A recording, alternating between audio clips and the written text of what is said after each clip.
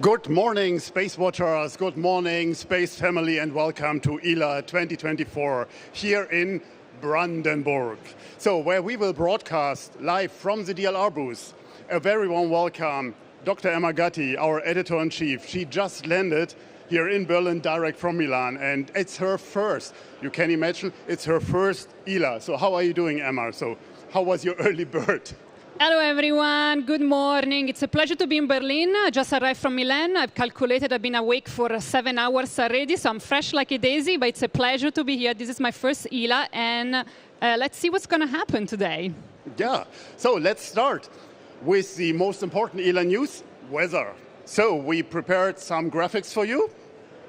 Today we have 15 degrees and we're expecting 21 and cloudy sky, but actually, it's sunny and pretty hot inside. However, second, thank you to the DLR team, especially to Andreas Schütz for the invitation broadcasting here from the DLR booth. And ILA, for those of you that are not familiar outside on the screens, it is one of the biggest aviation and space shows worldwide, at least Europe-wide, I would say. And this year, over 600 exhibitors will show their innovation in aviation, primarily green fuel, SAF, synthetic aviation fuel, I think, is it translated, space, with Ariane 6 outside here, Sentinel-2 Sea and Earth Care, and defense with drones, Aerotree, Taurus, and on that occasion, the Bundeswehr is the biggest exhibitor this year here at the show. So, but all of that stuff that we will see outside is here to protect our freedom. Emma, which hot topic in the space business would you like to see here at the ILA? Thank you, Torsten. So obviously ILA is very interesting because it's placed in a very geopolitically interesting place. It's Berlin, it's the heart of Europe. So I read the program already. I can see that between today and tomorrow we're going to have some very interesting geopolitical, economical debates around the role of Europe in space, some interesting analysis about the Chinese and the Indian market and comparison with Italy, France and Germany. But I don't want to comment on them today because I prefer to hear what they're going to say and then maybe comment tomorrow or Friday. In terms of hot topics that I would like to see and I'm looking forward to see, definitely the debris issue, which is something that for the space sector is always a sword suspended on our head. I'm curious to see how we're going to deal with that, not from the technological point of view, of course, because from the technological point of view, it's very difficult for me to judge, and there are engineers, definitely people more qualified than me to describe the issue. But as you know, at SpaceWatch.Global, we've been working relentlessly with the issue itself. A couple of months ago, I started to ask around to the audience, to our clients, to our readers, what they think is the most the main cause of debris. And I got some very interesting answers, and the main one is our culture. Yeah. The way how we continuously approach the technology problem. So in my opinion, it will be interesting to understand if this issue is going to be addressed, because what I'm noticing in the sector is that we're addressing the LEO issue, because of course it's an emergency, so we need to address it now, but we somehow keep repeating the same mistakes. So we're starting to push the debris in MEO and GEO. So my question for the ILA debate is GEO the new LEO? Are we keep doing the same mistake? Are we having the same mentality? And this is something I want to understand if it's going to be addressed. My prediction, unfortunately, is that no, it's not going to be addressed. But let's see if we can work around it as journalists.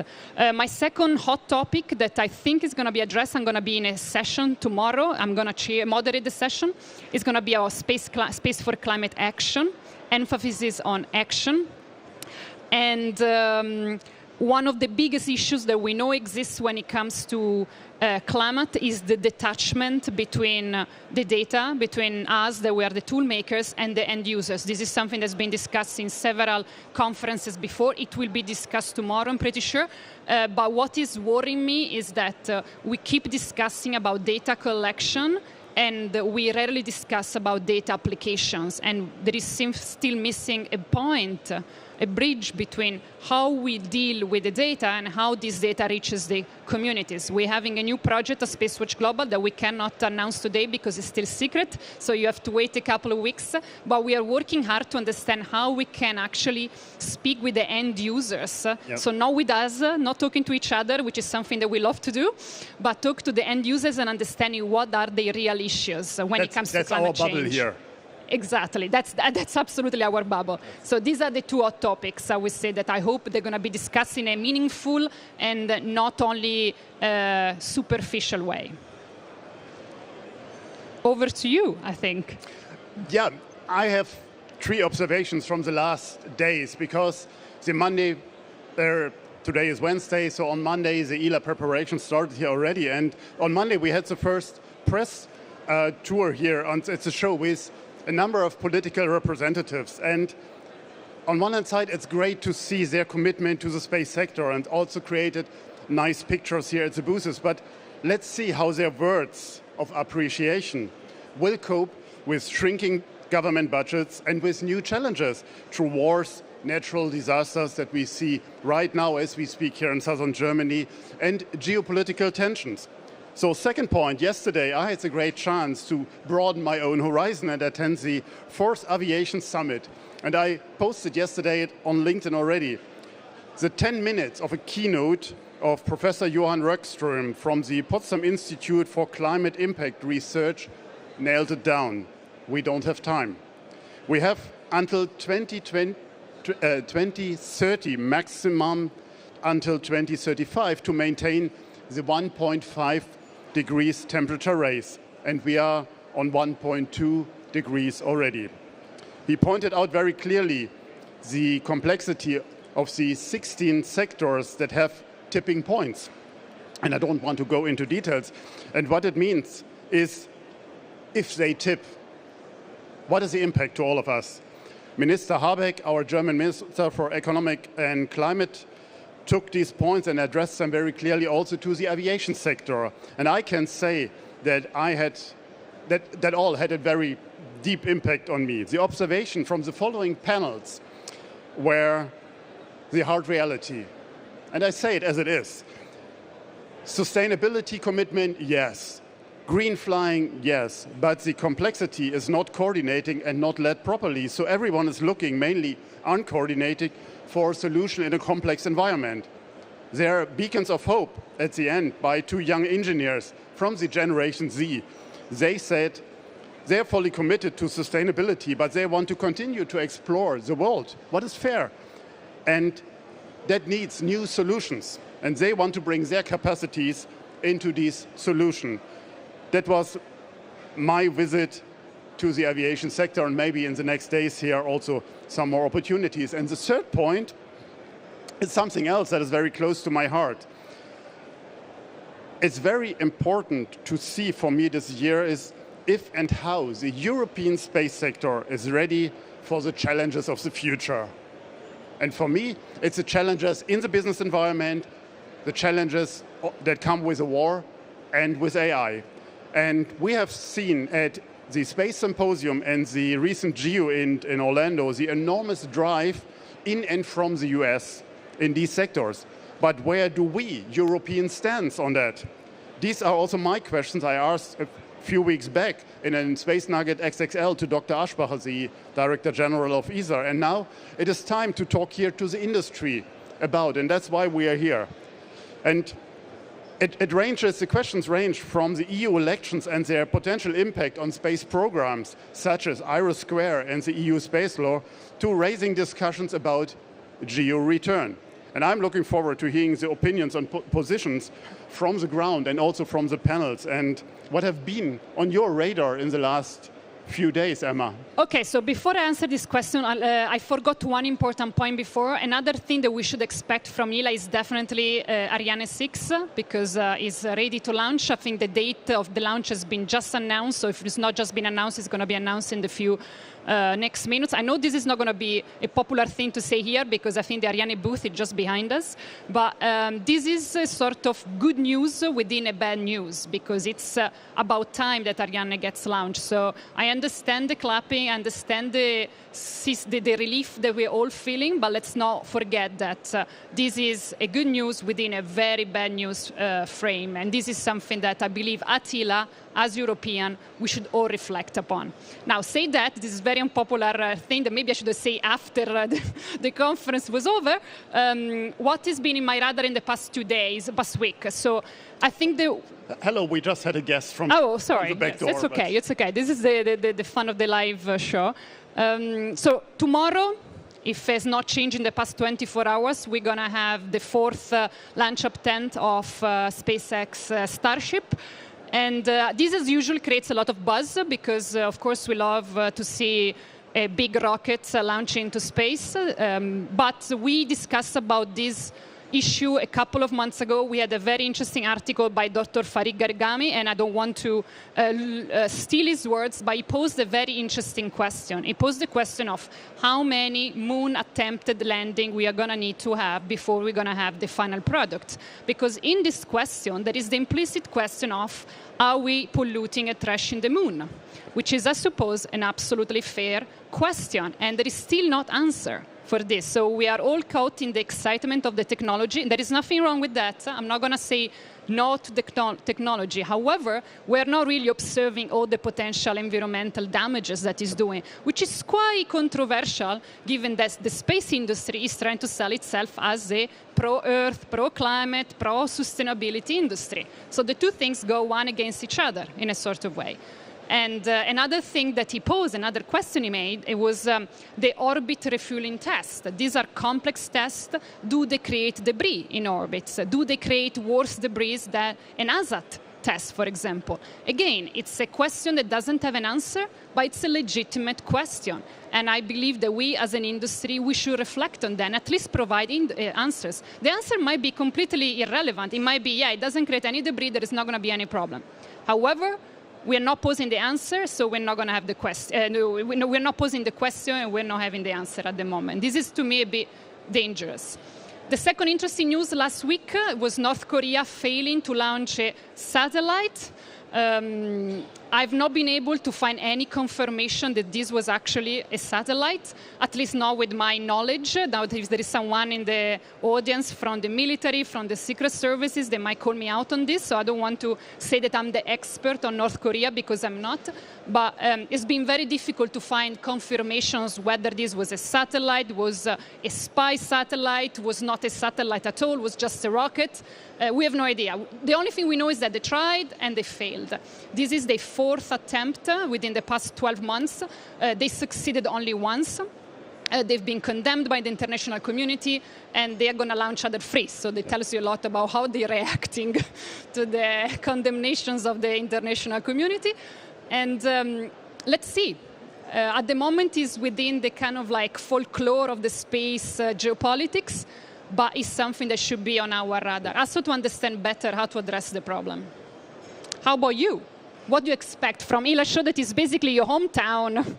Yeah, that's my home show, that's right. And I don't know how many ILAs I attended before. But one point I want to second, and that's something potentially as an editor-in-chief I hand over to you at a later stage, is the space industry with all the sustainability aspects that we try to establish here. Maybe the new oil industry. Obviously, the kids that are getting this taste of the oil industry, but we pause this question and we just bring it out. So, but what can we expect from this first ILA day here? So today we have, of course, the big opening with the German Chancellor Olaf Scholz. I think he is around already, and many other members of the German government. And for us in the space sector, we are looking forward to welcome Dr. Anna Christmann, the German aerospace coordinator. And that shows also here the commitment from the government to the entire sector, to space, to aviation, and to defense. We just hope that beside these nice pictures, and I mentioned it before, we will see some actions, budgets, and flexibility for the sector as well. And we will discover more about that and the delta between word pictures, commitments, and the realities and budgets. At 10:45, so in half an hour, the Space Pavilion will be opened with panels and discussions, including ESA's Director General, Dr. Josef Aschbacher, Dr. Pelzer, the Director General of the German Space Agency at the DLR, and also Rodrigo da Costa, the director at EUSPA, the European Space Program Agencies. And these are three very important figures in the in the European space sector. Each represent different interests. Dr. Aschbacher, the interests of the ESA member states, Dr. Pelzer, the national interests of Germany, and Mr. da Costa, the interests of the EU space programs, namely Copernicus, EGNOS, Galileo, and upcoming IRIS². And their panels are titled High-Level Talks and Europe in Space. Honestly, you can do better with titles for panels. So we expect, or at least we hope, that the three of them will discuss this and other topics and will get some answers on these burning questions, burning problems that we have: budgets, political commitments, and corporations. At 1:45, we will have a press conference with Dr. Aschbacher, and I assume he will announce, and you mentioned it before, the date for the maiden flight of Ariane 6. And not to forget, this week we start into the 80th anniversary of D-Day. For those of you that doesn't know what D-Day is, ask Wikipedia. Emma, what's on your plan today? Because we're running out of time. So. We're running out of time. No, what else do you want to say about ILA? I mean, like, I saw airplanes outside. This is not a normal conference. This is not just about space, obviously. No. ILA is very famous for its air shows, and it's so close. Here, the runways are so close to the exhibition hall. So, and every second year, they have very cool flying displays of cool aircrafts. This year I saw a model of the F-35, and we had seen, and maybe it's coming back as well this year, the Beluga, the big thing from Airbus. And 4 years ago we also saw here the biggest aircraft of the world, the AN-224, which was destroyed in the Ukraine war in the last years. And we will see this year with a rather smaller flying display, but you will hear it in the halls, and I can promise you. And because there's no ILA without the sound of ILA, the sound of an Eurofighter, a Tornado, or any of these other fighter planes that coming back. What are you looking for today?